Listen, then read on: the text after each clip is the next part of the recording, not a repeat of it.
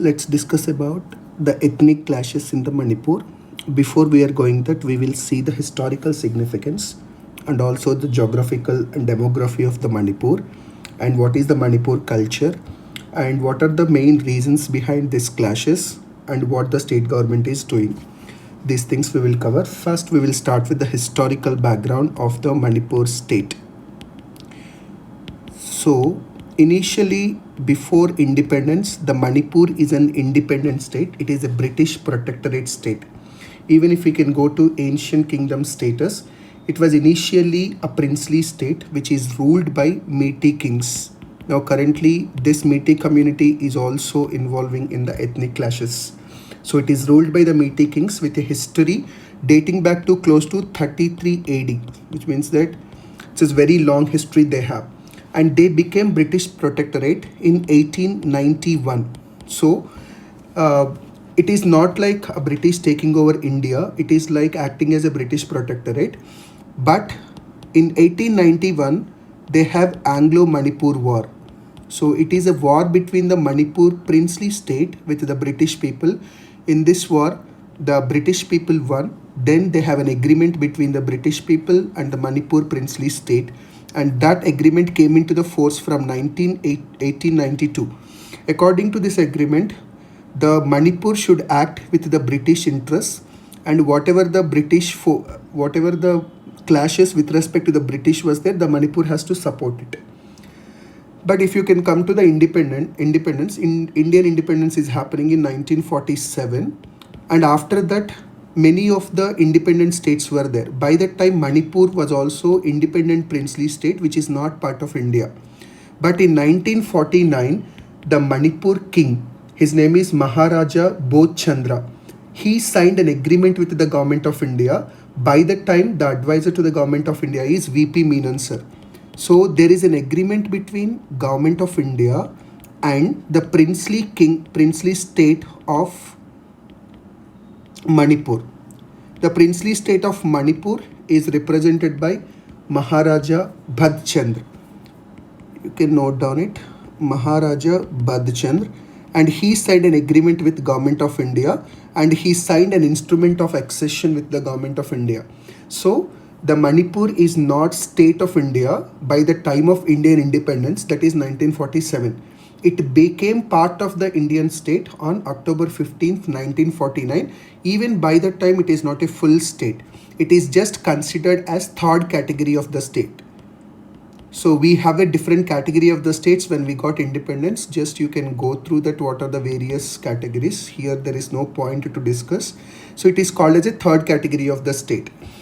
In 1948, which means that India got independence in 1947. The Manipur signed an annexation with the government of India in 1949. Between 1947 and 1949, the Maharaja of the princely state of the Manipur was forced to conduct an elections based on the popular pressure. And in June 1948, they conducted the first sovereign elections in the state, and they converted the nation into the constitutional monarchy, which means that monarchy was allowed, but it is a constitution. It has a status of the constitution, which means that the state of Manipur was ruled by the elected people only. Those elected people are going to represent their representation to the king of the Manipur. So even though the elections were held, the constitutional monarchy status was retained. And if you can observe, in India, the first elections were happened in 1951. So in Manipur, the first elections happened in 1948. So even before India itself, the Manipur conducted elections based on universal adult franchising. And post-independence, the Manipur was completely merged into India in 1949 as a third state, as we already told. And in 1972, it becomes the full statehood. So from the 1972, we are considering Manipur as a full-fledged state. Now, we will see the geographical significance of the Manipur state. If you can see the geographical significance, it is bordered by, as seen in this figure, it has an international border with Myanmar. So we know that this is an insurgency area, and especially this border is very, very sensitive because there are a lot of drug trafficking is happening and also there is a lot of women trafficking is also happening. There is also a lot of cattle trafficking is also happening. So this border is very sensitive. So Manipur is sharing a border with the Myanmar approximately for 1643 kilometers, and it has Indian state borders with the Mizoram, Nagaland, Arunachal Pradesh, and also Assam. So we can see that already northeastern states are almost they are largely hilly states, and also largely tribal population is existed. And in Manipur also we have large tribal population, and this is very sensitive area. The Manipur itself is a sensitive area, and unfortunately it is surrounded by the some more sensitive areas, because Arunachal Pradesh is sensitive with respect to security of the nation. Even Nagaland is very sensitive with respect to the security of the nation, and the same case is with the Mizoram. So the Manipur surroundings itself is linked with the very sensitive areas. So that is the reason why the Manipur sovereignty and Manipur security is very much important for the Indian stability. So you should understand the border states are Nagaland, with just we write with respect to the Indian states first, Nagaland, and also it is bordering with Mizoram and Assam. These three are the states, and it is also having an international border with the Myanmar. This is what we have to remember. And we can see that ethnical composition, how many people are there and what type of people are living in those areas. If you can see the ethnical composition, there are totally 3 million people are there, which means that approximately 32 million according to the 2011 census. Now the current expectation is to be 38 lakhs of the population. We need to wait for the new census figures. And the density of 120 people per kilometer square. Out of this 3.2 million, the large domination of ethnic groups which is existing in those areas is Meiteies, Nagas are also living, and Kuki tribes are living, and Pangals. They are largely, the Pangals are belongs to the Muslim community. The Nagas and Kukis largely we can consider them from the Christian community, and Meiteies are predominantly they are Hindu community. So the state is divided between the different tribal areas. So currently the Nagas and Kukis are enjoying the tribal status, that is Adivasi status. The Meiteies does not have any status like a tribal status. They are just considered as a scheduled caste and general category only. Now the official language of the Manipur is Manipuri. It is very easy to remember. Now actually the current ongoing conflict is between the Meitei community, which is largely predominantly Hindu community, versus the Christian communities, which is dominated in the Nagas and Kukis. We will discuss about this conflict in detail later in this discussion. Now we will see about some of the important factors which are very important for an examination. The first one is Manipur dance. The Manipur dance is called as Manipuri dance, which is one of the 8 classical dances of India. So Manipuri dance is one of the 8 classical dances of India, and most of these dance forms are revolving around the concept called Rasa Leela, which means that it is going to represent the versions of the Krishna and his Maya, and also about his kind of the all kind of activities related to him. So largely we are treating this Ras Leela as a dance form, and it will represent the formulas and formations, and also replicate the versions of the Vaishnavism, and it will narrate episodes from the lives of the Lord Krishna and Radha. So largely it is to be a romantic dance. Now the official name of the dance is called as Rasa Leela, and this Rasa Leela is to be presented in the various dance forms. It may be do even in the Kuchipudi, Bharatanatyam also, but in the Manipuri dance, largely the concepts are revolving around the concept of Rasa Leela. By that itself, we could understand that the influence of the Hinduism was much more greater in the Manipur since longer period. Now, if we can see some geographical very important locations which are very important for the exam, is first is Loktak Lake. It is the largest freshwater lake in the northeastern India. It is very much famous for its floating islands. That floating islands we can also call as Pumdis. Otherwise, you can call it as Pumdis depending upon the pronunciation. Already this was asked in one of the prelims examination, so you must remember this. So Loktak land is there. It is the largest freshwater lake in northeastern India, and it is also famous for its floating islands. The second important geographical location you have to remember is Kibel Lanjao National Park. This Kibel Lanjao National Park, this is the only floating national park in entire world. So there is no other floating park which is existed. This is the first floating park. It is called as a Kibul Lamjao National Park, this park is actually which is home to the endangered Sangai deer. So there is a deer called Sangai, which is largely we can see only in the northeastern India. Predominantly we are seeing in the Manipur. So this Sangai deer is currently having the status of endangered according to the United Nations list. So this is about these two are the very much important factors. Along with the Manipur dance, let us remember actually one more cultural tradition of the Manipur also, because that is also important for exam. That is called as Tangta. Tangta, which it is largely a traditional martial art combining with the combat and dance. So it is a dance form, but largely this dance is in the style of the combating style, which means that war, two people are fighting with each other, but that is representing in the dance form. So that is also largely it is indigenous to the Manipur only. And another important historical factor you should remember about Manipur is Battle of Imphal.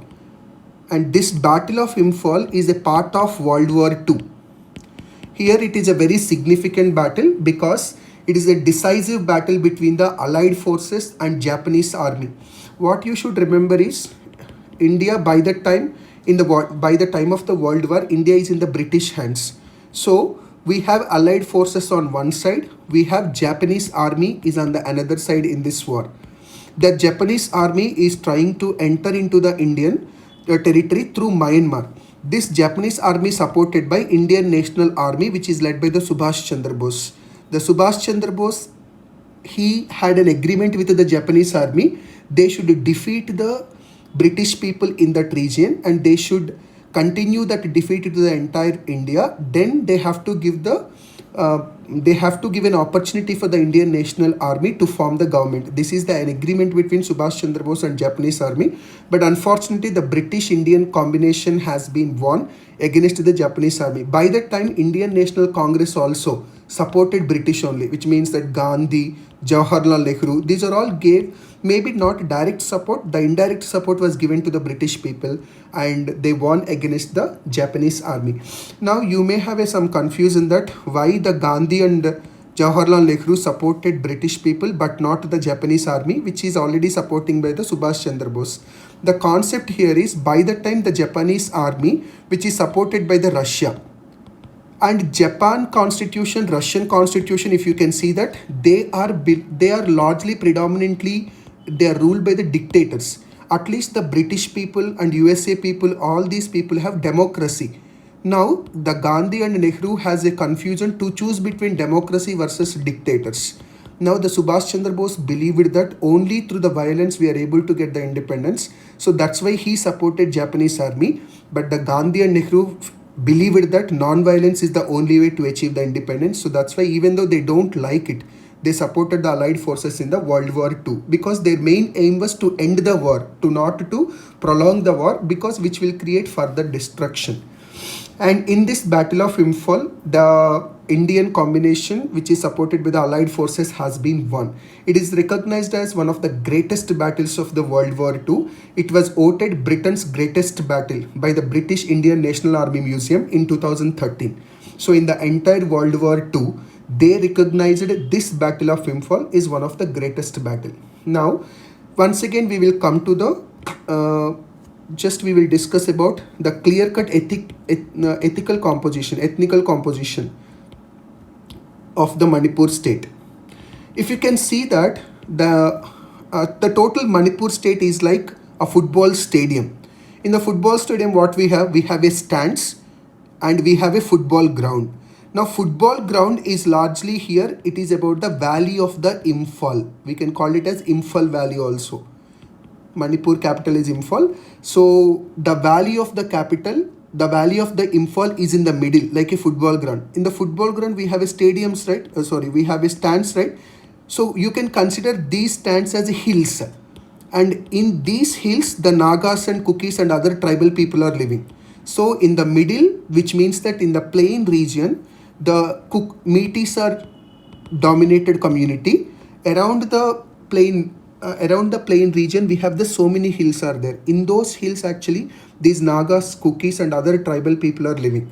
Now if you can see the land mass, the Imphal Valley is just 10% of the Manipur's total land mass, but it is having 64% of the population. 10% of the land mass having 64% of the population, which is a minimum common sense that anybody who want to, anyone generally, if they want to choose between whether they have to live in the plain region or the hilly region, they will generally choose the plain region only. So even though the Imphal Valley is a 10% of the total landmass of the Manipur, it is dominated by the 64% of the population. In general, in India, the assembly seats are distributed based on the population. So the Manipur assembly has currently 60 seats. Now 64% of the population is in the Imphal Valley. So Imphal Valley got 40 seats. The remaining 20 seats were given to the 90% of the land mass, where 35% of the population are living. So 64% of the population are living in the Imphal Valley, which is 10% of the land mass. The 35% of the people are living in the hilly areas. So, but the legislation seats are divided generally between generally based on the population. So the valley of the Imphal is getting more seats, which means that the MEITES community got more seats compared to the Nagas and Kukis combination. And if you can see the religious composition, as we already told that MEITES are predominantly they are Hindus, and the other people which is who are living in the hilly regions, they have different tribal varieties are there. At the moment, the estimated number of the tribal groups are close to 33 to 35. Predominantly, it is about Naga and Kuki. These two are the predominant tribal groups. The remaining people are also existed, but it's in the very smaller quantity. Now let us see what is the main sparking factor for the recent violence in the Manipur. It is not a recent violence. It started in 2023. It started with the Manipur High Court's recommendation, because the case is going on Manipur High Court and they're asking a tribal category status for the Meitei people. Right now, the tribal status was there only with the Naga people and the Kuki people, and we don't have this tribal status for the Meitei community. And the Manipur of the High Court says that we are not the right people to decide your tribal status, but we are recommending to the state government to give the tribal status for the next 10 years. Now, actually, the Manipur High Court only given the direction to the state government. The state government actually not took any kind of the decision, but based on this recommendation itself, the violence erupted. Largely, this violence erupted with the cooperation of All Tribal Student Union Manipur, which is also called as ATSUM, ATSUM. They organized a tribal solidarity rally. So they are opposing the inclusion of the MEITES in scheduled tribe list. Just you can try to understand. We have general category, we have OBC category, we have SC category, and we have ST category. Now in Manipur, already the ST status are enjoyed by the Kuki and Naga people. And this Meitei people are enjoying the status of the OBC, some communities in the SC status, some communities are in the general status. They are distributed between these three. Now this Meitei people is asking about, they also has to be declared into the ST category. Now if the Meiteis are also declaring in the ST category, all ST reservations right now they are distributed largely between the Kukis and Nagas. Right now it is to be, if it is distributed between the Meitei people, now Meitei people are also comes under the ST category and they will compete for the reservations. But unfortunately here you have to observe one more point. The combination of Kukis and Nagas together, largely they are composing of 35% of the population only. But the Meitei people are having the composition with respect to the close to 60 to 64% of the population. Now the Kuki and Naga people are opposing to include this Meitei people into the ST category list. But Meitei people are asking that we are also backward. Please introduce our community also into the scheduled tribal list. When this case is going in the Manipur High Court directed the state government to consider the possibility to introduce the Meitei community also into the scheduled tribal status. So this decision actually sparked the Kuki and Naga people, because they are fearing about inclusion of this Meitei people into their status, so that they are going to lose their educational, health and other opportunities, whatever the constitutionally protected for the scheduled tribal people. Now let us see the two arguments. Now we will see the argument on one hand, why the Meitei people need an ST status and why they are demanding for the ST status. And also we will try to analyze why there is a strong opposition to this Meitei ST status. We see two different things. We will try to analyze both the things. First, we will see the arguments in favor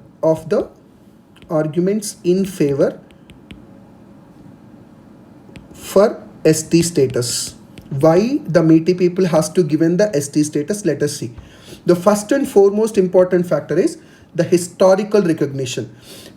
Before the Manipur is getting independence, so whatever the current population are there, they are living there since long time, before independence itself. By that time itself, they are considered as a scheduled tribal people. Before Manipur's merger with India, government of India itself, they are already a tribal people. After they merged with India, actually, they lost the tribal status. Now currently they are asking that before formation of this state, we are already a tribal people. Now consider us also tribal people. That is the first and foremost factor. So we can write it as before formation of Manipur,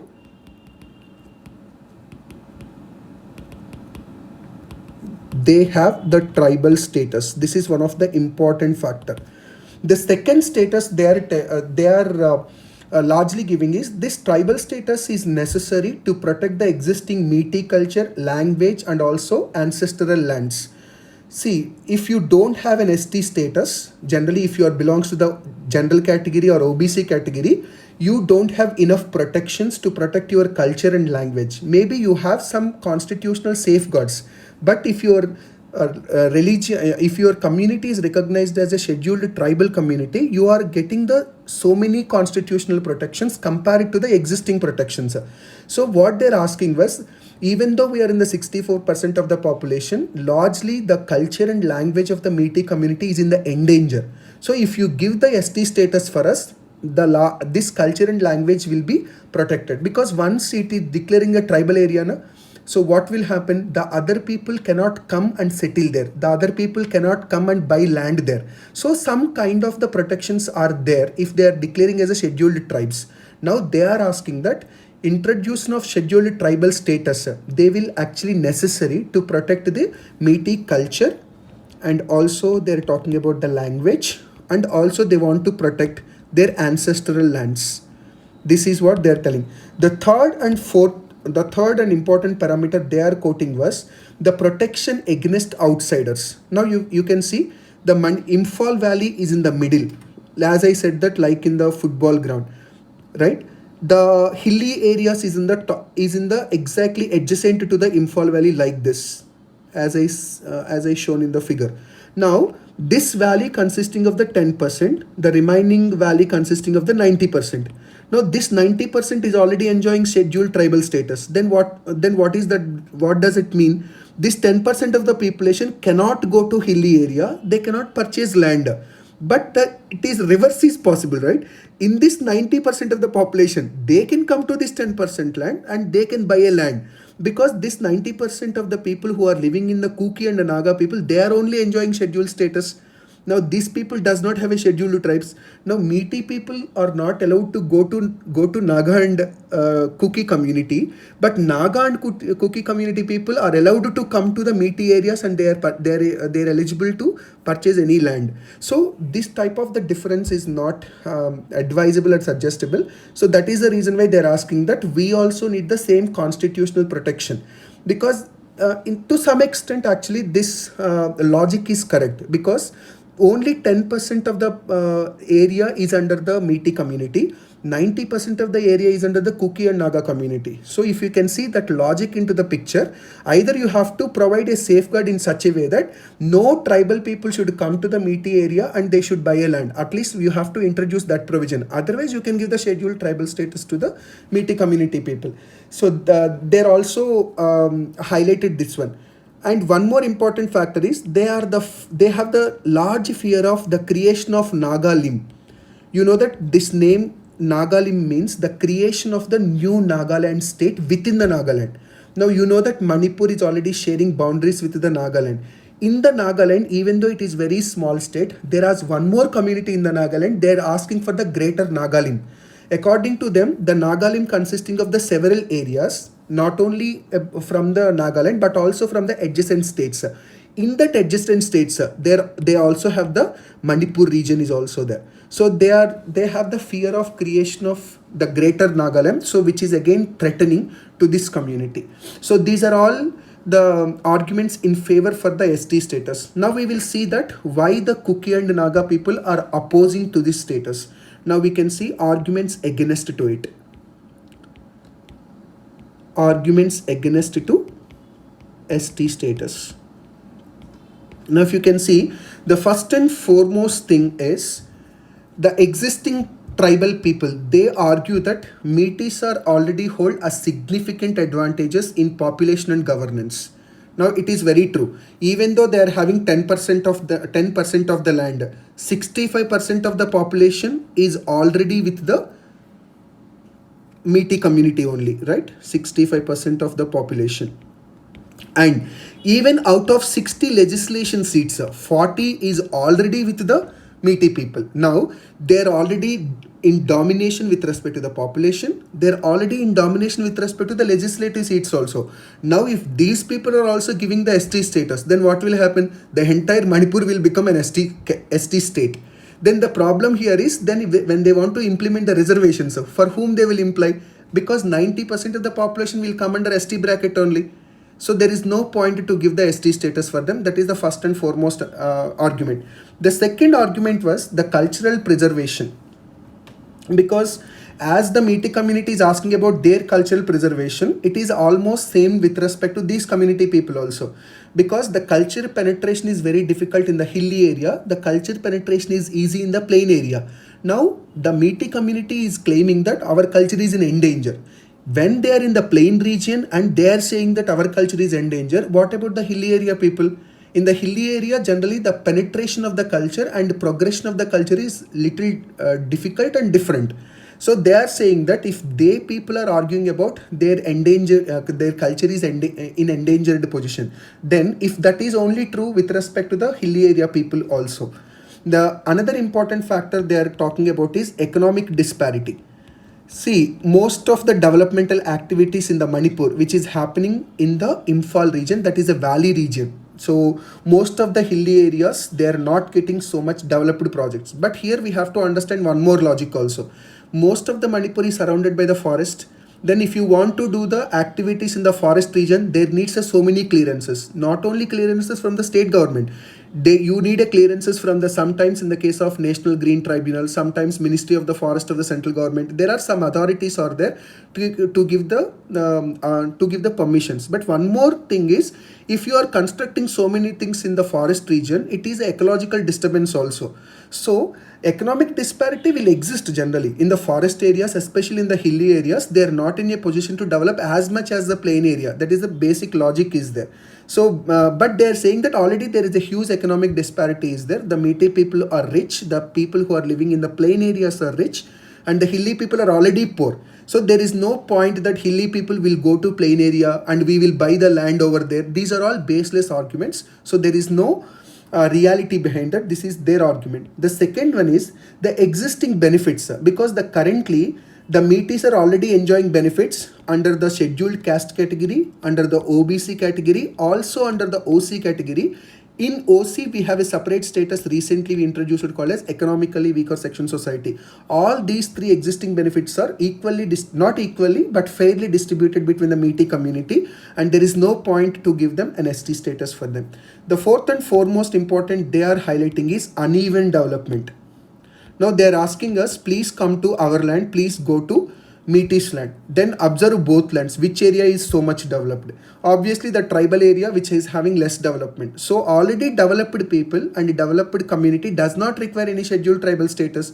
The scheduled tribal, because there is a criteria to declare any community as a tribal community, there are some criterions are there. Please go through that criterion list. In that one, development is also one of the aspect. Now already compared to the tribal people, these valley people are all economically well developed. So this is also one of the argument they are saying. Now first, now these are the arguments in favor to introduce to give the ST status and arguments against. Now we will first see the process. If we want to introduce any community into ST category, what is the procedure? First, let us see the procedure. Now we are talking about one community is demanding ST status, the other community is saying don't give ST status. But let us see what is the procedure first to get the ST status. The first and foremost thing is the state recommendation. Because ultimately the scheduled tribal recommendation, the scheduled tribal status was given by the central government, not by the state government. Right, the ST status should be given only by the central government. Now before the central government is taking the decision, the state government has to recommend these are the different communities are existed, and for these communities you have to give the scheduled tribal status. First state recommendation should come. This state recommendation generally will go to Ministry of the Tribal Affairs first at the central government. So it will go to Ministry of Tribal Affairs. Right, and the Ministry of the Tribal Affairs, when they receive such recommendation from the state, they will forward for the review, and once the review was over, they send this information, what are their observations, to the Registrar General of India, because he is the person who is going to record everything, the Registrar General of India. So let us go again, let us see. First, the state government has to recommend these communities are allowed to be included into the scheduled tribal status. The second thing is central government, that is Ministry of the Tribal Affairs at the central government, they will review the recommendation. After the review, they will submit the data to the Registrar General of India.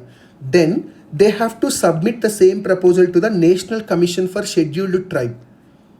Now, if any community has to be introduced in the scheduled tribal category, the NCST, that is National Commission for Scheduled Tribe, has to give the clearance certificate.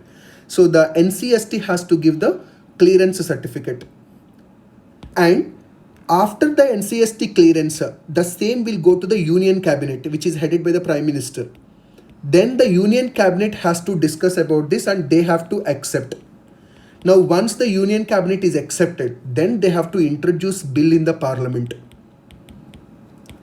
Now, Parliament means, as we know that, now either they introduce the bill in Lok Sabha or else they may introduce in the Rajya Sabha. Now, they have to pass the bill both in the Lok Sabha and Rajya Sabha, and then they will forward this bill to the President of India.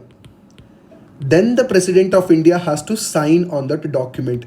Then only the scheduled tribal status will be given. So this is the process. First, the state has to recommend, then the Ministry of the Tribal Affairs will review, and they will forward the recommendation to the Registrar General of India. Then the National Commission for Scheduled Tribes, they have to give the approval. After the approval, it was forwarded to the Union Cabinet. If the Union Cabinet is satisfied with the explanation given by the previous bodies, it will introduce a bill in the Parliament. Either it may be in the Lok Sabha, Rajya Sabha, whatever the house they will introduce, first they have to pass that bill with the simple majority only. There is no need for the special majority. Then it will go to the second house and it has to take confirmation from that house also. After these houses are accepting it, then the proposal will go to the President of India. Then President will sign on that document. So this is the process for the inclusion of any community into the ST list. So this is largely about the Manipur issue. Now let us see what is the way forward. Now, to be frank, in this case, it is very difficult to say the way forward, what might be the immediate measure what we have to take, because this ongoing conflict is happening since almost more than a year. And even recently also there is a serious violent clashes are there. Approximately 200 people were already died and so many people were injured. So it is very difficult to tell what might be the way forward. But if you can see general picture, why the differences will come in the between the communities, there might be broadly the three key parameters are there. One key parameter is the economical development. The second parameter will be culture of that community. The third parameter should be administrative representation. These three are the general differences. If your community is not developing compared to the another community, then there is a conflict between the developing the community which is developed versus the community which is not developed. Conflict is common. If for example, if your culture is dominating their culture, conflict is common. If your legislation domination is more, because one community is enjoying the 40 seats in the Manipur 60 seats assembly, the another community is enjoying only 20 seats, when which means that the Meitei people domination is there even in the administration, even in the legislative assembly. So these three are the key differences. Now if you think logically, we cannot do anything with respect to the legislative seats now, because it was done by the delimitation commission. Based on the recommendations of the delimitation commission, all over India we have to follow the same process. So we cannot do much about the administration wise issues. So but what we can do is development and culture, we can do something, because in the development, rightly the economic focus and the development focus is only in the plain area, which is where the Meitei community was established. So that development should be distributed to the hilly areas also. So development activities has to come forward. The second thing is, no community should have a cultural domination on the another community. Now if you can see that in the entire Manipur, even though they are living in the 10% land, 65% people are the Meitei people. So they are predominantly in the Hindu dominated people. And also they have one more issue with them is, the currently in the center they have a Hindutva right-wing government. So they're also feeling that if the Meitei people are getting the scheduled tribal status, already they are Hindus, they will get the support from the right-wing government, then it is very difficult to control these people, and definitely these people are going to took the domination to the hilly areas also. So one that kind of the thought process was there in the Kuki and Naga communities. So the state government and central government has to create enough safeguards for their culture so that it will not be dominated, and both cultures will be respected and sustainable for the longer period of time. So these things are way forward, but it is very difficult to understand what may happen in future, because currently the Manipur is in the it is in the hot list. It is very much hot list area. It is very difficult to predict what might happen in next day, because since last 1.5 years, the both and state and central government are not able to control any kind of the violences. Maybe they controlled, but it was continuously erupting over a period of time, because there are two major issues are there, because currently the Meitei people actually they raided police stations, the army quarters, everything. They already got the so many weapons with them.